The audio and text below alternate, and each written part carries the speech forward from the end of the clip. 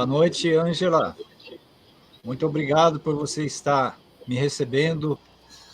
Eu que agradeço essa oportunidade que você tem me dado para eu ter a minha voz na rádio, falando sobre algumas particularidades, sobre algumas curiosidades, né, sobre o direito, e, e a gente poder ajudar.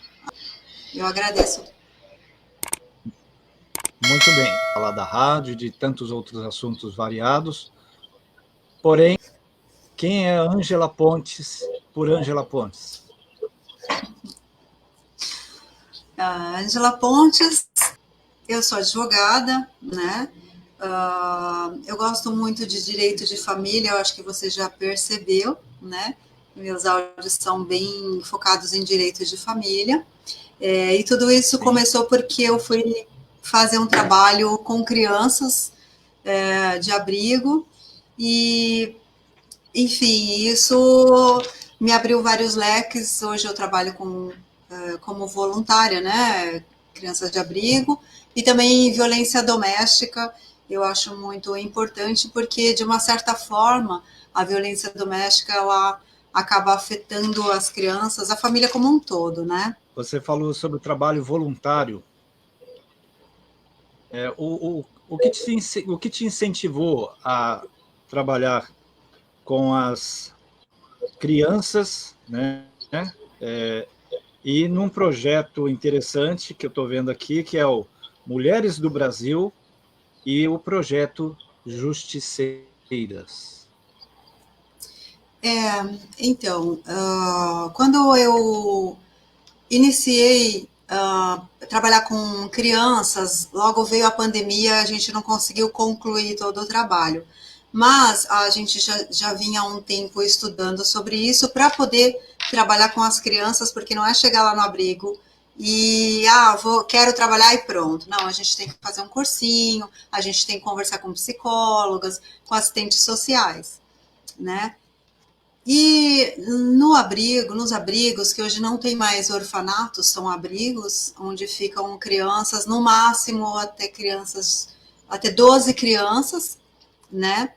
E o que acontece? Essas crianças são tiradas dos pais, ou não têm pais, e vão para lá.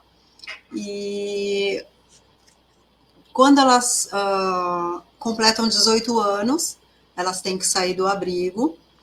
Até tem alguns municípios, estados que têm um abrigo para os jovens, né, que vão de 18 a 24 anos, só que é muito pouco, não tem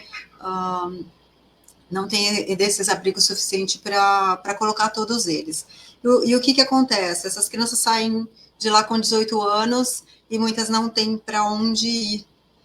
E não tem uma qualificação, entende? Então, o meu sonho é poder fazer uma parceria de abrigos com as empresas para poder qualificar essas crianças, ah, o que elas quiserem fazer. De repente, sei lá, uma menina, eu quero ser cabeleireira, então pegar um curso de cabeleireira e falar, dá para você dar o curso para essa menina, sabe? Para eles terem uma perspectiva, né? Quando saírem de lá. Porque muitos não têm. Saem e não tem para onde ir, né? E por isso que eu entrei em tudo isso. E o Mulheres pela Justiça e Justiceiras faz parte disso também, porque a violência contra a mulher é uma violência contra a família toda e atinge as crianças, né? Porque as crianças presenciam tudo, né? E tudo que acontece com as crianças durante a infância reflete na vida adulta, né? Então, dependendo da criança, ela pode ser um adulto sem iniciativa, que não consegue é travado, bloqueado, né? Então isso é muito importante para a sociedade, a gente ter a consciência de que a gente tem que pegar as crianças e qualificá-las, cuidar da cabecinha delas, para quando elas se tornarem um adulto, elas serem produtivas, né? Senão dá muito trabalho e é o que acontece, e é como tem acontecido ultimamente, né? Acho que em todo o país, né? Ângela, como você mencionou a sua preocupação em relação à violência doméstica, tanto quanto a violência contra né, a criança, quando foi que você descobriu que você falou, olha, eu quero ser advogada para poder fazer a diferença em relação... O que te motivou a virar ou estudar, se formar numa exímia advogada? Essa foi a Na motivação? verdade, não, veio depois. Na verdade, o que eu tinha muita paixão por direito criminal, né? Sempre achei muito bacana, vamos prender bandido, isso bem lá atrás, né? Quando a gente tem aqueles sonhos, né? E nós somos um pouco imaturos, né? E aí eu entrei no direito e conforme você vai estudando, eu no caso, né? Conforme eu fui estudando e vendo a realidade de tudo, eu falei, não, criminal não é a minha praia, né? E aí, conforme você vai estudando as matérias, uma é mais legal que a outra, enfim, aí começa a fazer estágio, né? E se abrir para o mundo, né? Começar a ver as dificuldades, onde elas estão, né? Foi aí que foi estudando que eu vim mais para esse viés. Mas a violência doméstica em si foi quando eu já estava formada e comecei a trabalhar para a Defensoria Pública, né? Que vem muitos casos de família para a gente, né? E Certo. aí a gente começa a ver a dificuldade de todo mundo, das mulheres, das famílias, das crianças. Eu falei, não, vamos... A gente tem que tentar arrumar tudo isso, né? Eu trabalho também de voluntária para o Serave aqui em Campinas. O Serave, ele é um serviço de reeducação para agressores que foram apenados por algum crime de violência doméstica, né? Mas que já sofreram um processo, enfim, e já cumpriram a pena. Por quê? Por que isso? Porque na minha cabeça não adianta só a gente culpar os homens, a gente tem que tentar entender o que está acontecendo e mudar a visão dos homens, porque a gente vive numa sociedade muito machista, né?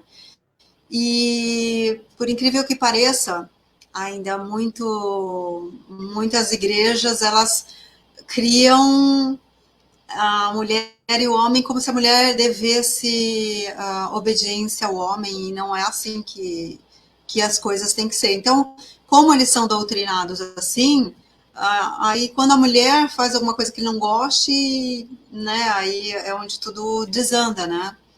Eu acho que isso, um casal tem que ter a parceria, o respeito, né?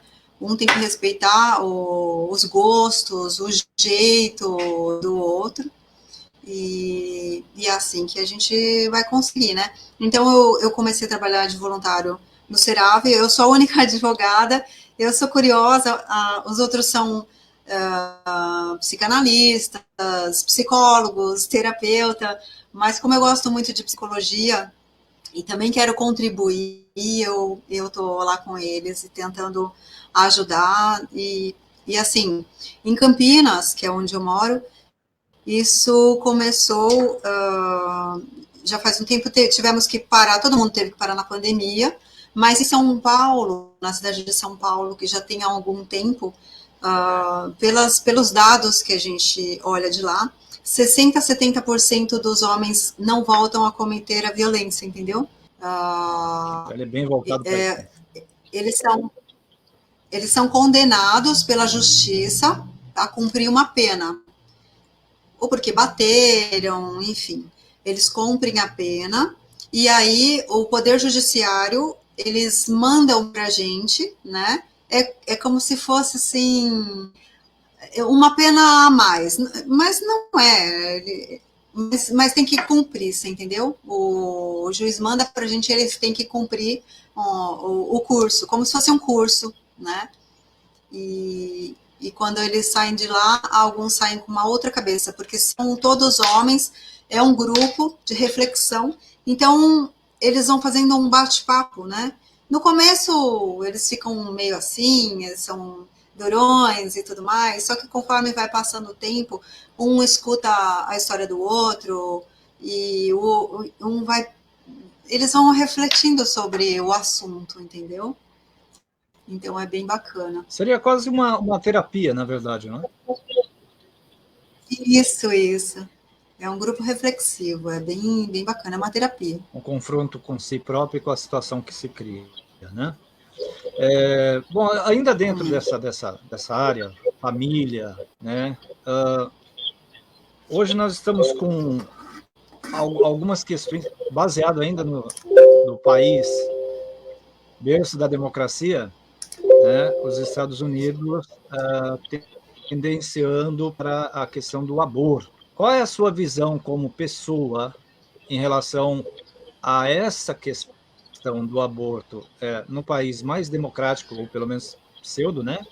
E também, recentemente, há uma situação próxima aí no nosso país, sem mais detalhes, mas qual é a sua visão como mulher? E mãe, né? E esse é um tema muito complexo, né?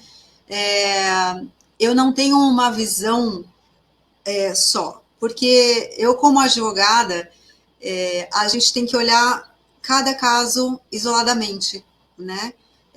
Por que ela quer abortar, qual que foi a situação, porque assim, a lei criminaliza o aborto provocado, né? Porque o aborto pode ser o aborto natural. A lei criminaliza inicialmente, só que permite em alguns casos, né? Que é no caso de estupro, se for comprovado que o feto tem alguma anomalia cerebral, e se tiver, se estiver colocando em risco a saúde da mãe, né? Então, são alguns casos específicos, mas é muito é muito complexo, por quê? Porque a sociedade é muito grande, nós temos pessoas que pensam diferente, e tudo isso é influenciado pela religião, por princípios, né, por valores, princípios da ciência. Então, é todo um contexto, é bem complexo, por isso que as ideias se dividem, né? Tem gente que acha que já há vida na concepção, quando o espermatozoide se junta com o óvulo, tem gente que acha que é ali que começa tudo. Algumas pessoas acham que só quando começa a se formar todo o sistema neurológico. E tem pessoas que acham que é só quando a criança nasce. Então, você vê, é muito diversificado, né? Então, por isso que tudo tem que ser levado à justiça, porque as pessoas não conseguem ter um consenso e tudo tem que ser analisado caso a caso, né? Mas, assim, a princípio eu sou contra, mas é óbvio que tem situações, por exemplo, é muito difícil para uma mulher que é estuprada, depois daquela violência toda, você pega a força, né? E de repente descobre que está grávida, né?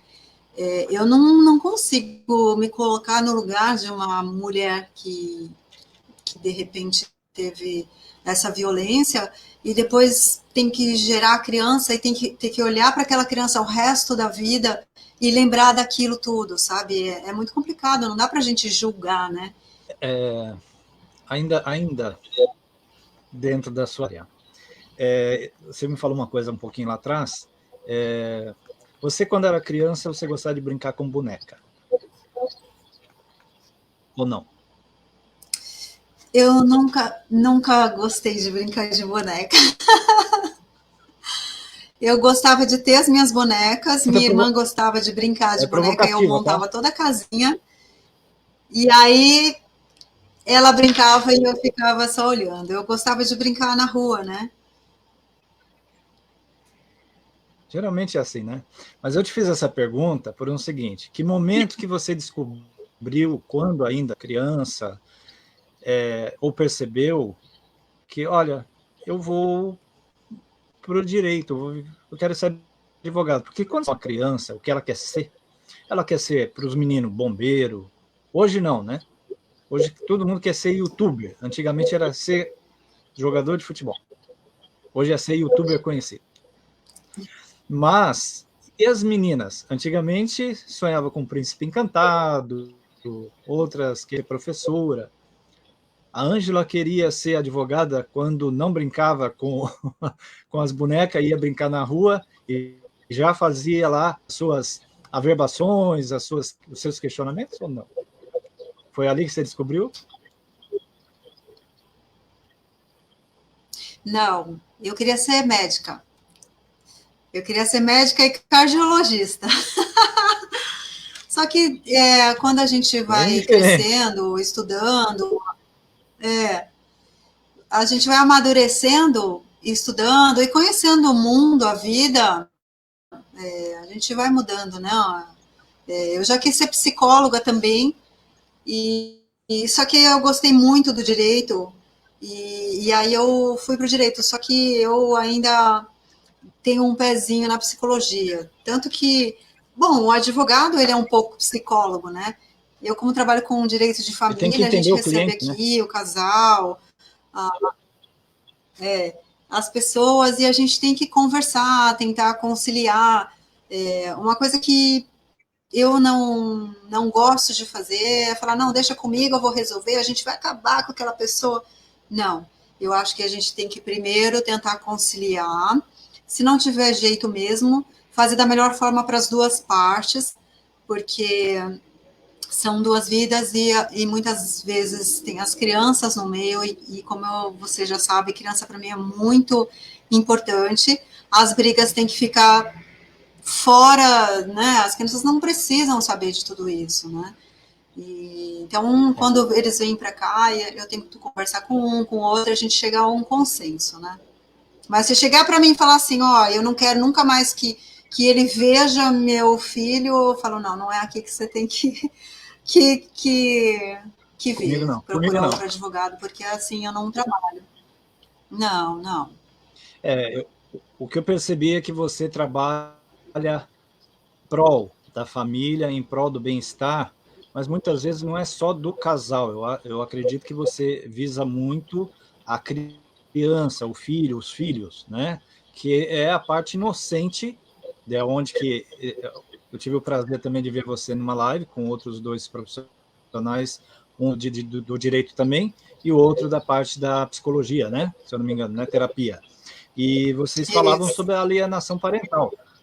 Ou seja, eu vejo que você se empenha bem, eu vou depois falar o porquê que estou dizendo isso, em olha, cuidado, porque se vocês não estão se dando bem, lembre sempre que no meio de vocês tem um terceiro que não pediu para entrar nessa confusão. E no afã de querer machucar o outro, vocês vão criar um trauma na criança. Alienação parental, né? A criança... porque assim, não é regra. A criança pode olhar e não ligar. Mas como a gente sabe, cada um é de um jeito, e a criança geralmente absorve tudo isso porque ela ama os dois, né? Ela foi criada pelos dois, com todo amor, todo carinho. Claro que às vezes há exceções, mas geralmente é assim. Acontecer, isso quer dizer que a pessoa que cometeu isso é a pior pessoa do mundo, um criminoso e tal. Para a gente é ruim, porque ser traído não é legal, mas a gente tem que pensar que ele é o pai ou ela é a mãe da criança e ela sempre tratou ele com muito amor. A gente não tem que privar a criança do pai ou da mãe, entendeu?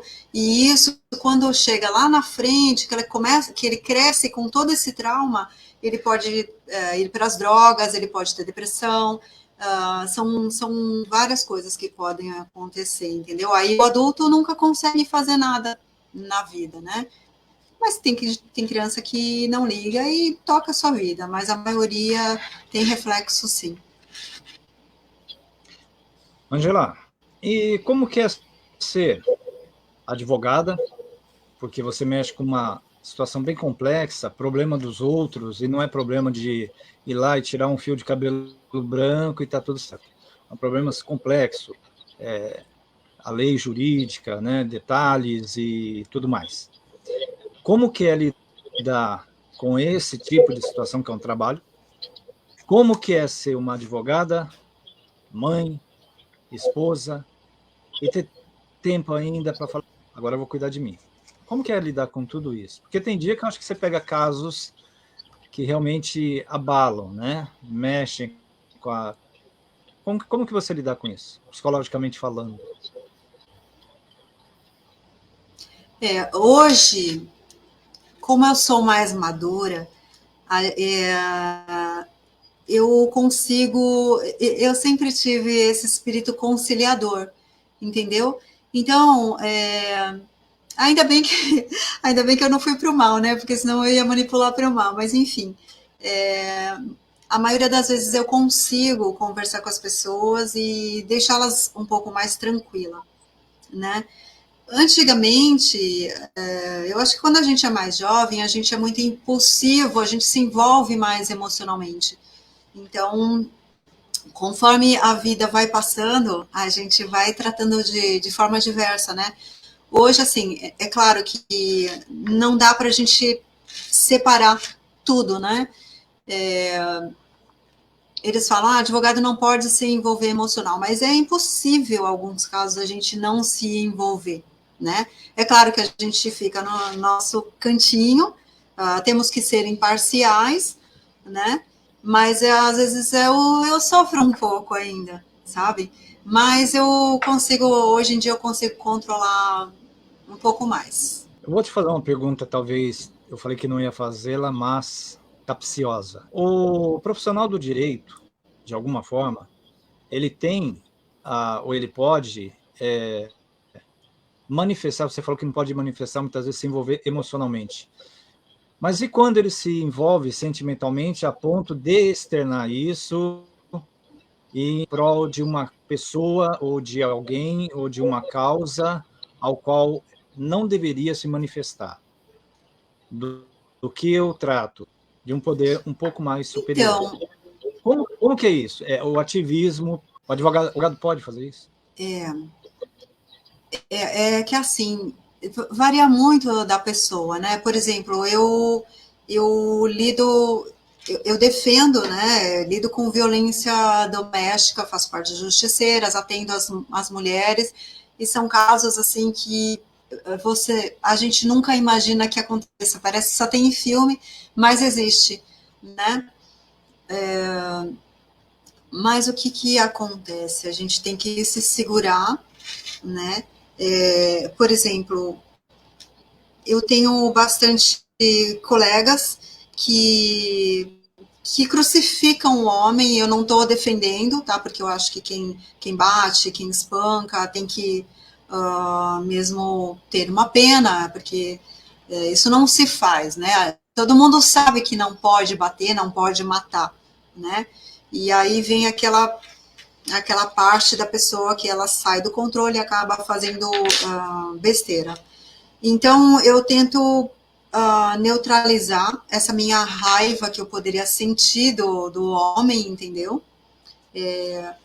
E por isso, né, que eu até fui para o Serave. Eu não tenho raiva deles, a gente tem que tentar resolver o problema, né? Porque se a gente só ficar agredindo, porque o homem é isso, porque o homem é aquilo, a gente não consegue resolver, o problema, né? A gente tem que fazer eles pensarem, né? Por que que eu bato, né? Por que isso me deixa num estado tão descontrolado a ponto de eu querer bater, né? Eu acho que isso que a gente tem que fazer, tentar, porque não é só o homem, existe casos de mulheres também que cometem violência doméstica, violência psicológica, mas de qualquer forma a pessoa tem que parar, pensar por que eu faço isso, qual é a necessidade que eu tenho, né? Será que eu não preciso procurar uma ajuda? Porque isso não é normal, né? Então, é isso que eu penso, tem que despertar a cabecinha da pessoa, porque para ela entender o porquê, e procurar ajuda, e não fazer mais, porque está errado, né? Você falando assim, você me traz uma pergunta que achar com ela. Isso não seria, então, o que está faltando dentro dos lares, que a pessoa fala assim, olha, na escola não se dá educação, se dá ensino, o que eu também penso. A educação vem de casa, vem de berço, né? Mas o ensino vem da escola. Está faltando nas escolas, no termo geral, esse tipo de ensino, olha, vamos ter civilidade, vamos ter educação moral, vamos saber como lidar com o que você, por que seu pai sai de casa, sua mãe sai de casa, vai trabalhar, e o que é aquele papelzinho que ele chama de dinheiro, porque você não sabe o valor daquele papel, mas quando o pai está bravo, a mãe está triste, porque aquele papel ou é pouco ou não está comprando muito. Você não acredita, então, que para evitar esse tipo de situação, de pegar pessoas que agridem a esposa, tem também casos contrários, tá? Mas lá atrás na escola, se não desse esse tipo de educação, olha, você vai ter uma educação financeira, uma educação de moral, não é moralismo, moral. Olha, você tem direitos e deveres, você tem que saber respeitar e o respeito, né? O que você pensa sobre o que poderia ser feito nas escolas para evitar esse tipo de problema no futuro? Quando eu estudava, né, na escola, eu estudei num colégio de padre, e a gente tinha educação moral e cívica, nós aprendíamos sobre valores, sobre respeito, e tudo mais. As pessoas hoje em dia acham que isso talvez seja,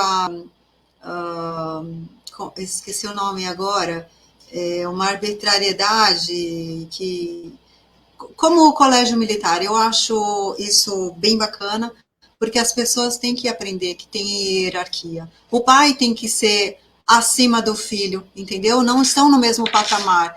Eu tenho que respeitar meu pai, eu respeito meu pai até hoje, e hoje em dia eu vejo que as coisas estão um pouco fora do controle.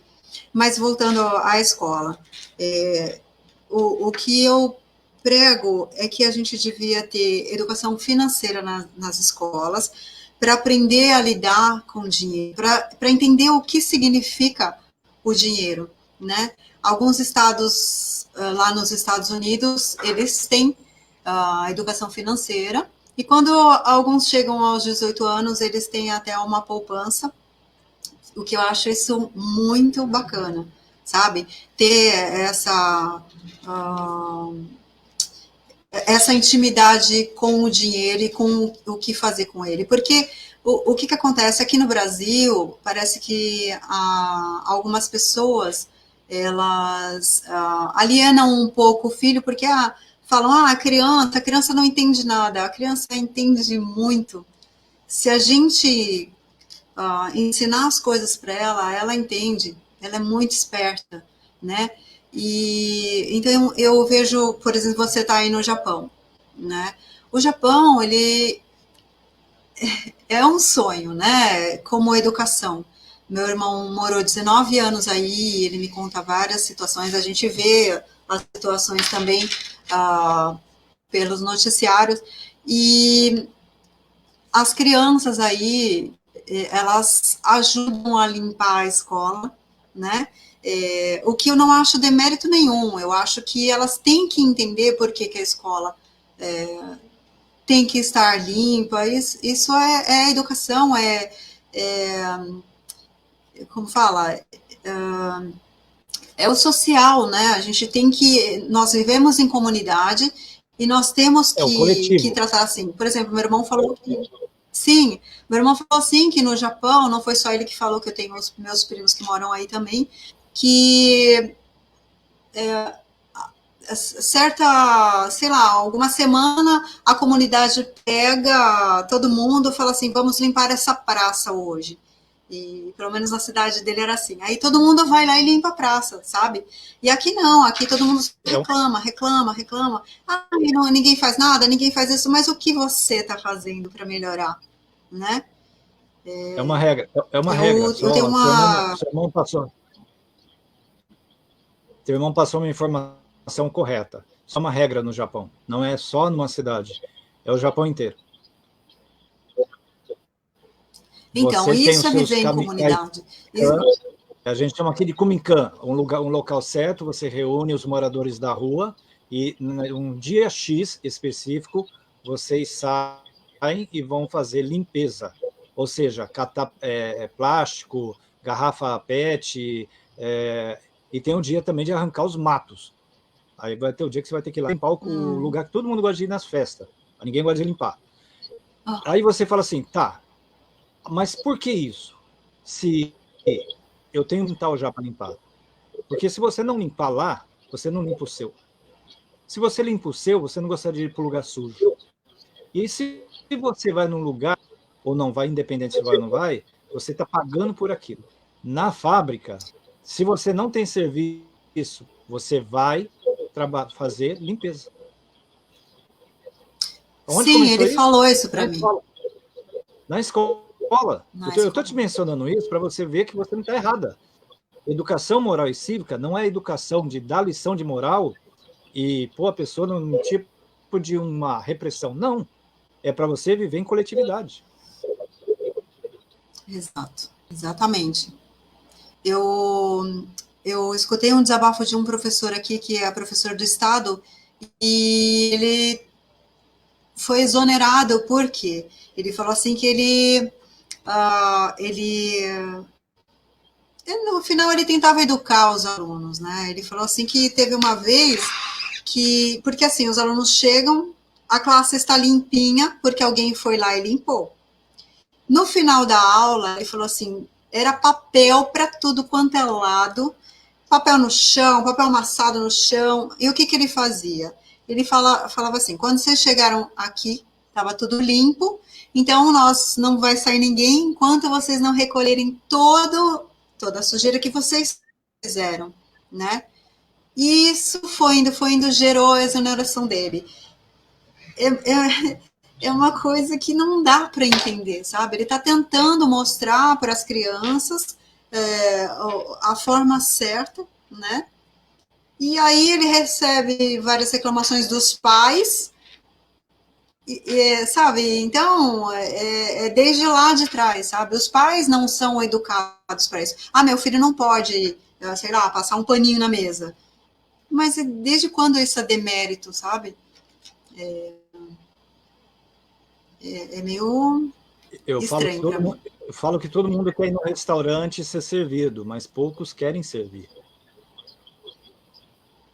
Não é demérito nenhum, sabe? Outro. Não é demérito nenhum. Não vejo. Angela, só mais uma questão nessa questão de seu olhar clínico. Ativismo judiciário. O que seria essa palavra? Onde você acha que ela poderia ser evitada para constranger menos o Poder Judiciário? O ativismo judiciário que estão falando muito hoje, por conta de algumas decisões, né, que têm sido tomadas, que, na verdade, ultrapassam alguma coisa que está escrita na lei, né? por isso que está dando esse problema todo. Só que o direito, ele é muito interpretativo, dependendo do caso, cada juiz entende de uma forma, por isso que tem recursos para o tribunal, depois recursos para o superior, para o STJ, e depois os recursos para o STF, dependendo da matéria, né? Você tem alguma paixão, algum hobby? Tenho. Eu jogo paintball, sou Joga? presidente da Federação Paulista de Paintball, sou árbitra também, e sou árbitra da Liga Internacional. O ano passado eu fui para Orlando arbitrar o Mundial lá, e é uma coisa assim que, para mim, é muito gostoso. Tá. Quando fala paintball, do que nós estamos tratando? Tiro ao alvo? É. O que é um O paintball? paintball, ele é um esporte. Na verdade, nós temos 3 modalidades, tá? O que é jogado lá fora é o speed, porque é uma forma mais é a forma mais rápida, né, de jogar. Nós temos o cenário, que é o que tem, e geralmente em campos comerciais aqui, onde tem os carros, pneu, tem as casinhas, é bem bacana de jogar. Agora, o speed é um pouco mais restrito, né? É o que a gente joga no Mundial lá fora. O speed o que mais se joga ultimamente, né? Mas, enfim, nós não chamamos de arma, tá bom? São marcadores que possuem um cilindro de ar comprimido para eles poderem ejetar a bolinha e a gente acertar o adversário. Né? São bolinhas de tinta, São a bolinhas de casquinha geleia? dela é de gelatina, Então, quando ela bate Gelatina, no né? oponente, ela estoura e a tinta mancha a roupa. Isso quer dizer que ele está eliminado. Quando é que surgiu a sua paixão pelo paintball? Eu não faz muito tempo, viu? Eu sempre quis ter um hobby, tentei de tudo. E quando foi em 2014, no começo de 2014, tem um pessoal que joga paintball aqui nos prédios abandonados e tal. Vamos lá, você vai gostar, né? E aí a gente foi jogar e nunca mais eu parei.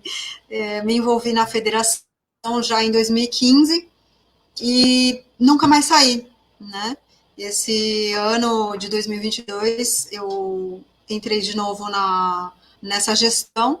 A gente vai até são mais 4 anos e a gente está tentando de tudo para levar o esporte para um nível mais elevado. É aí que eu queria te perguntar, qual é o nível, quando você falou ali não está no nível, qual é o nível que está o paintball hoje perante, vamos falar Brasil, ok? O Brasil ainda está assim engatinhando. Poucas pessoas conhecem o paintball como esporte. A maioria conhece campos de paintball onde o pessoal vai lá brincar, né? Mas como esporte, poucas pessoas entendem. Então, o que nós estamos fazendo aqui em São Paulo? Nós estamos indo em prefeituras, nas câmaras, para a gente apresentar o esporte e tentar difundir isso um pouco mais aqui no estado, né? Por enquanto. Lá fora é muito mais difundido. Eu fui antes da pandemia, acho que foi em 2017. Lá nesse Mundial nós tivemos quase 500 equipes jogando, e se você for multiplicar, no mínimo são 8 atletas por equipe, sempre tem mais, né? Então é gente pra caramba, né? Então é muito bacana. Agora, aqui no Brasil, nós ainda temos um pouco de restrição por causa das leis, porque assim, todo mundo conhece paintball, mas por causa da lei ele é um um esporte que o equipamento é restrito, né? E isso a gente também está tentando modificar, porque na lei diz que arma de pressão com calibre de 6 milímetros para baixo é permitido. Agora, o paintball tem, a bolinha é 0,68, né? E vai só até, o permitido vai só até 0,6. Os matemáticos entendidos de cálculo e milímetro, isso aí faz diferença. Para nós Sim. leigos no assunto, né? O que a gente olha e vê e fala, nossa, que bacana, que legal, o cara foi lá e deu um tiro no outro, mas não é tiro. Eu vi, eu estou acompanhando, até por causa da nossa aproximação, vejo que é algo que agrega valores, porque você não está ali, o intuito não é machucar a pessoa, é simplesmente marcar a roupa dele com uma tinta, né? E criar uma interatividade, uma coletividade e uma fraternidade. Eu não vejo nada ali como, olha, tem que ser na cabeça, não é. Existem as regras, que eu acredito que tenha, mas eu vejo mais que é uma forma de interação. Estou errado? Não, eu acho que isso deve acontecer em todo o esporte, né? Nós temos jogadores em vários estados e assim, apesar da gente não se ver toda vez, porque assim, tem o Campeonato Brasileiro, são 4 etapas no ano, né? E então, praticamente nós nos vemos 4 vezes ao ano, mas temos o grupo, a internet que viabiliza a amizade. Então, por exemplo, eu tenho amigos mesmo, que são do Pará, do Rio de Janeiro, de Recife, sabe? E nós somos uma família. Quando a gente se encontra, parece que a gente sempre esteve juntos, né? E isso é muito bacana. A irmandade nossa, né? Claro que existe a rivalidade, mas a rivalidade é dentro do campo. Quando eles saem do jogo, eles se cumprimentam, se abraçam, sabe? Isso para mim é muito bacana. O paintball é um esporte coletivo que, além de proporcionar muitas amizades, né, mexe com estratégia, com união, tem sempre que estar pensando junto, né, se comunicando. Ele é bom para várias situações, né? Tem empresas que elas trazem os empregados para jogar paintball e ali o RH faz um trabalho, sabe, de liderança, observa cada um para poder saber o que vai fazer na empresa, sabe? Então é bem bacana. Sim. Como reage a uma situação, quem tem liderança.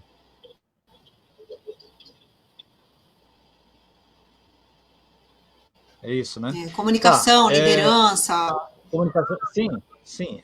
Como é que você interage numa situação fora do seu comum? Ou seja, primeiro você já pegou lá uma marcadora, que na sua cabeça funcionaria como, né, olha, peguei uma arma, e não é, uma marcadora. Mas aí você fala, agora tem que tomar uma atitude. E as empresas hoje querem ver como é que você toma atitude para estar à frente, numa decisão importante, se a decisão não vai ser errada, coisa que eu valho. Sim, numa decisão, na hora que você está com aquela adrenalina, aquela pressão, como é que você vai agir, né? Naquela hora, né? Sim. Ainda dentro do Punch, que eu falei que eu ia te dar uma especuladinha. Você, de 1 a 10, não vou falar 100 não, de 1 a 10, qual é o seu grau? No paintball, jogando, você fala? Sim. Eu entrei no paintball muito tarde. Eu tô com 52 anos, entrei em 2014, então eu entrei muito tarde. A minha, como eu vou falar assim, não é facilidade. Tem pessoas que jogam há 20 anos, né? Jogam há muito tempo. Então, assim, eu não sou uma exímia jogadora, mas eu sou muito pequena, né? Então, é difícil me acertar, entende? Porque eles não me enxergam direito.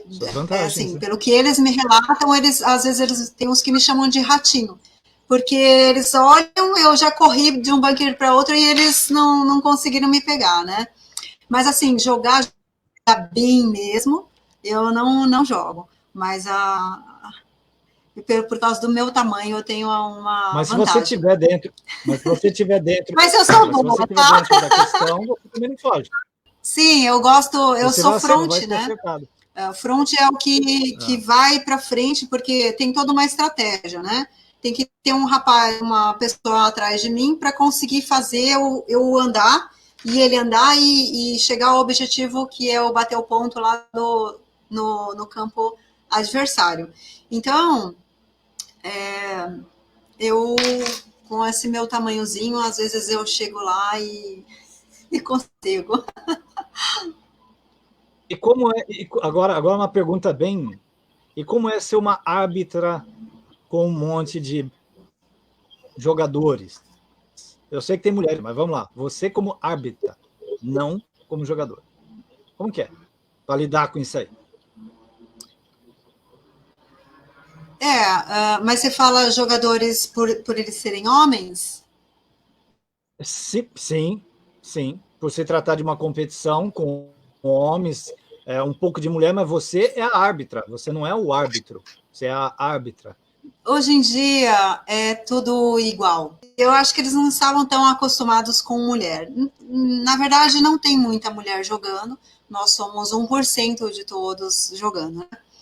E eles não estavam acostumados, eu acho que eu parecia pequenininha, frágilzinha, né, que eu tenho 1,50 m, e eles ficavam com dó porque a gente fala que às vezes tem que correr lá e banquear. Banquear é você passar em quem está atrapalhando e atirar, que seja de perto, e eles tinham um problema em relação a isso. Então, quando eles precisavam me eliminar, depois do jogo eles iam me pedir desculpa. Ai, desculpa, né? Não sei se eu te machuquei, se eu não te machuquei.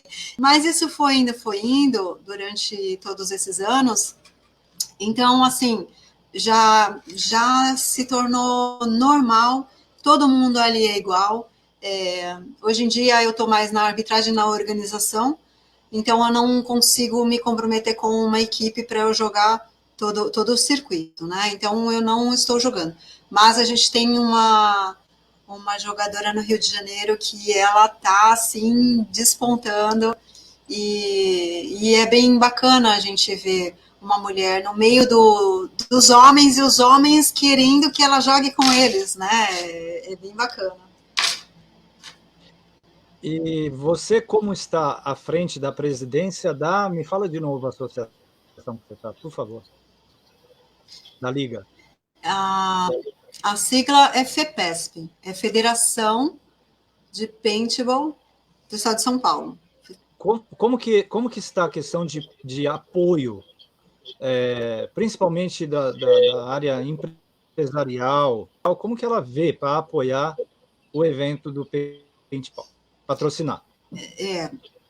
Os únicos apoiadores que nós temos são de empresários ligados ao paintball, né? As outras empresas, como a gente ainda não conseguiu difundir, é o que a gente está tentando fazer esse ano, que era para ter feito antes, mas a pandemia não deixou, é isso. Nós estamos indo em várias prefeituras, municípios, que a gente conversa com o presidente da Câmara, para a gente conseguir ser visto, para a gente conseguir patrocínios de empresas, né? Porque o paintball no Brasil ainda é um pouco restrito, né? Mas isso a gente vai mudar. Ele é restrito, mas você fala por causa do poder aquisitivo, do alto custo das coisas, seria isso? Também, mas é porque as pessoas não conhecem o paintball como esporte, né? Conhecem geralmente como uma recreação. Só como diversão, né? Que eles vão em campos comerciais e jogam lá, né? Pagam para jogar e vão embora para casa. Mas a gente tem alguns campos parceiros, são poucos, mas a gente tem uns campos parceiros que fazem essa ponte com o jogador comercial, entendeu?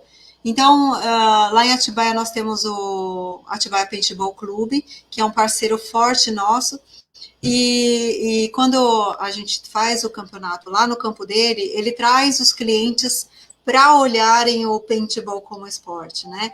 Então, aí, isso desperta, porque eles começam a olhar de outra forma, né? Porque você assistir um campeonato de paintball é uma coisa bem bacana. Eu sou suspeita em falar, mas é diferente de você olhar um joguinho que está sendo feito no final de semana. É uma adrenalina muito grande, né?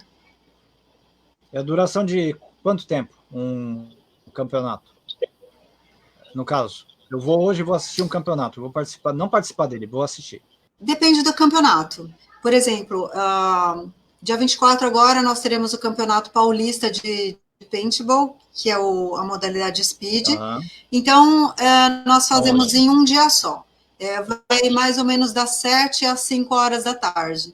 Agora, o Campeonato Brasileiro são 2 dias, né? Porque são mais equipes, muito mais equipes, né? Então tem que ser feito em 2 dias. Quantas equipes a World Cup lá nos Estados Unidos são 5 dias. Desculpa, não escutei. Mas lá já é meio cultural, lá é cultural, né?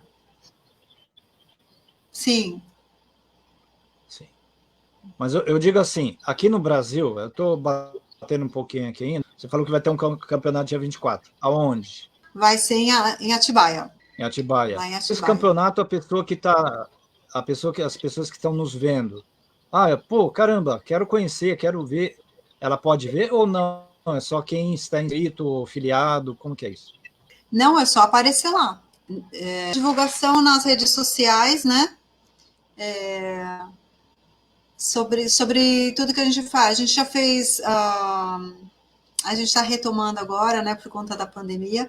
Nós fazemos clínica de arbitragem, quem quiser ser árbitro, entendeu? Nós fazemos curso, a gente traz árbitros da liga para dar curso aqui para os nossos árbitros, para também fazer uma reciclagem, né?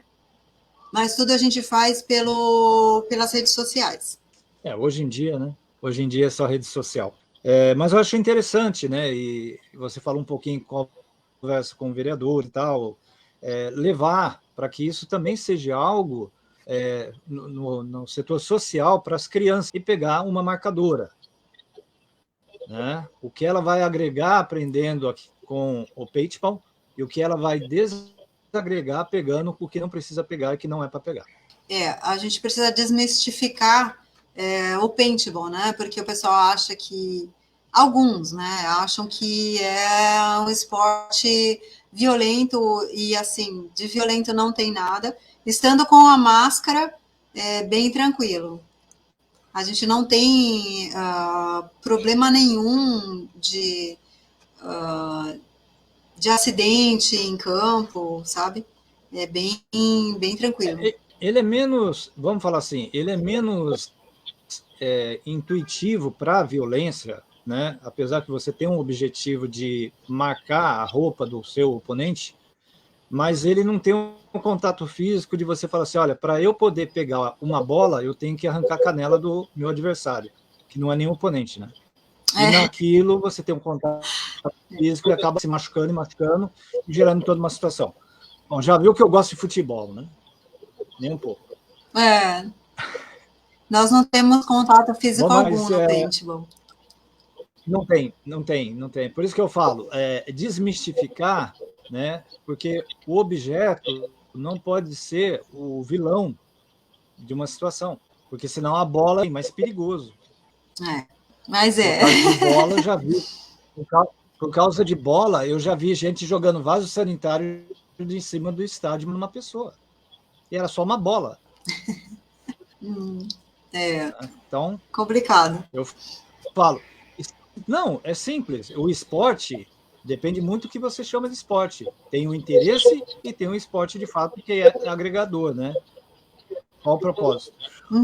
Angela, a gente está indo já para um final e eu gostaria de perguntar a você como está sendo ter um programa, ou um quadro dentro de uma rádio web. Essa rádio ela é veiculada para a população de brasileiros aqui no Japão. A rádio chama Aibo, Rádio Aibo, né? E você tem um quadro que é curiosidades jurídicas. Qual a avaliação que você faz desde que você começou a participar do Curiosidades Jurídicas para você, Ângela? Para mim foi uma coisa bem legal. Eu estou gostando muito porque, na verdade, eu estou tendo uma voz, né, que talvez esteja ajudando ou uma pessoa, ou duas, ou três, que seja, né? Porque eu acho que a gente até já conversou sobre isso. Eu acho que nós deveríamos ter direitos e deveres na escola, né? Claro que num patamar bem mais básico, mas as crianças tinham que aprender os direitos e deveres. Então, e isso para mim foi bem bacana, porque chegam pessoas aqui no escritório que, claro, ninguém estuda direito, mas que não sabem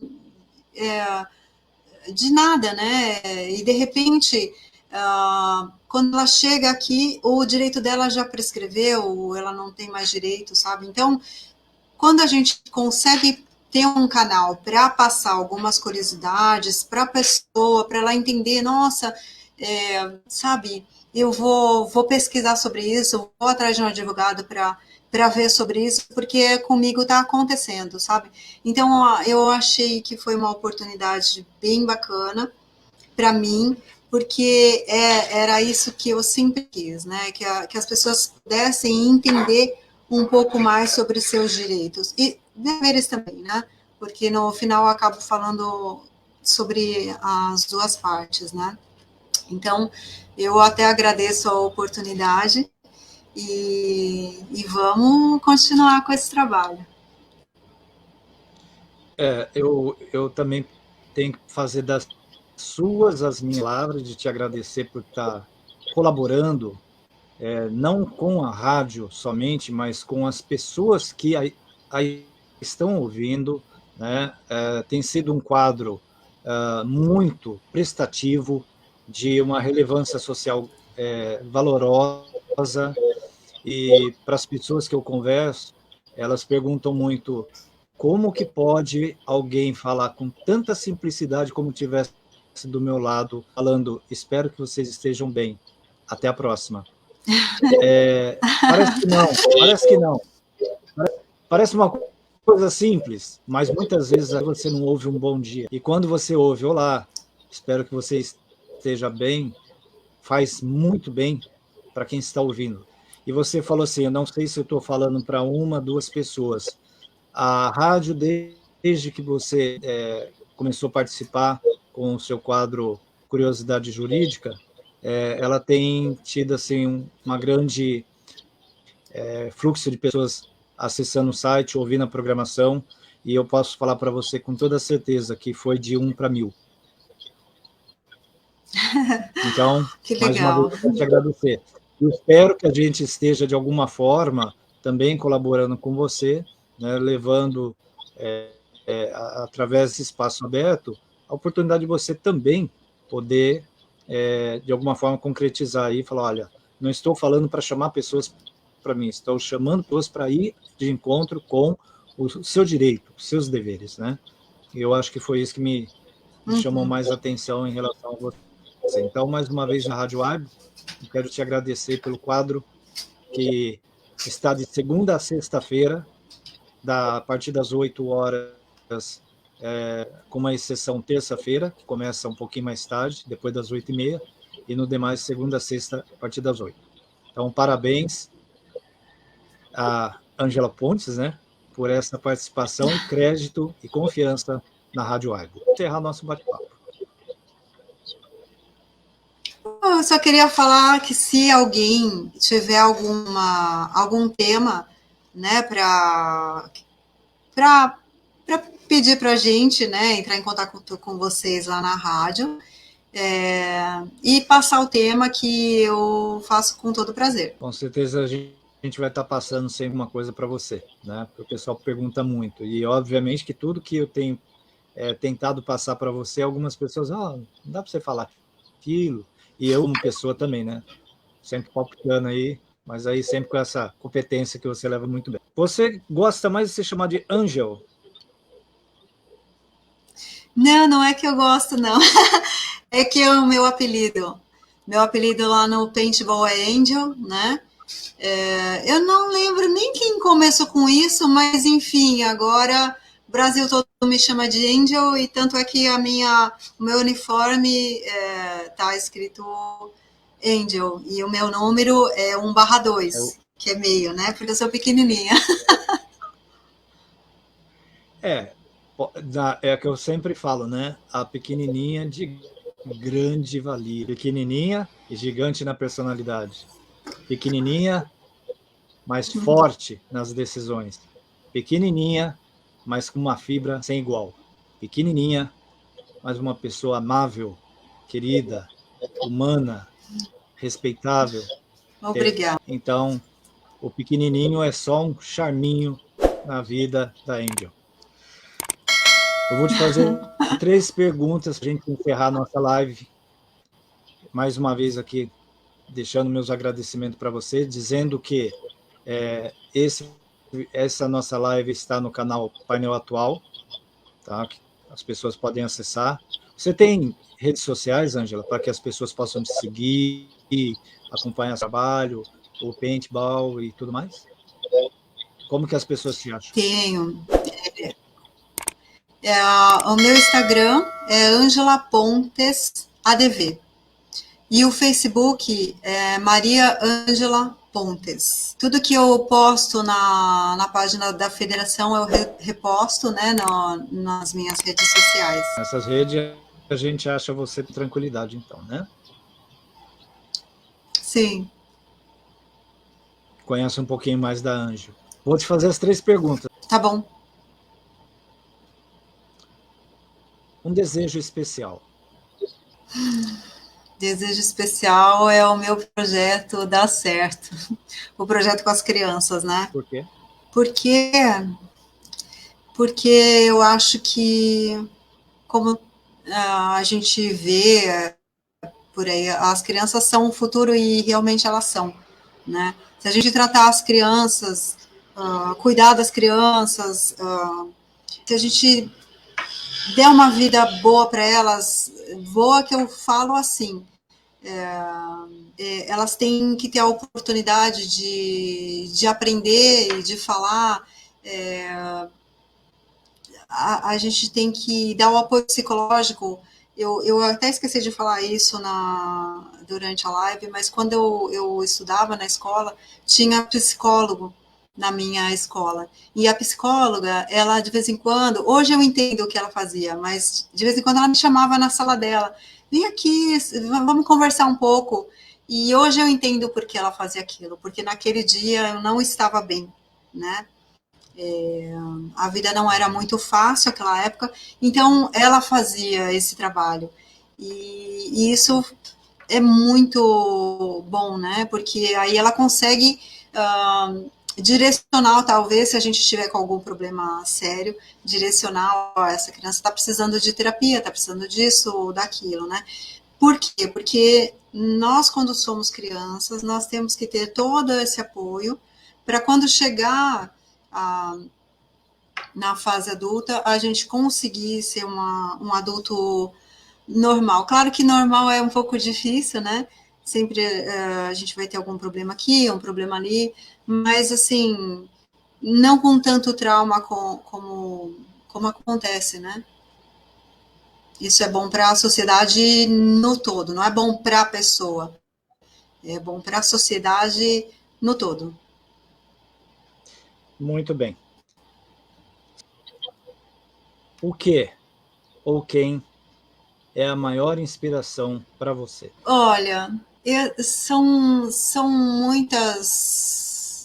muitas coisas. Eu não tenho uma inspiração só, né?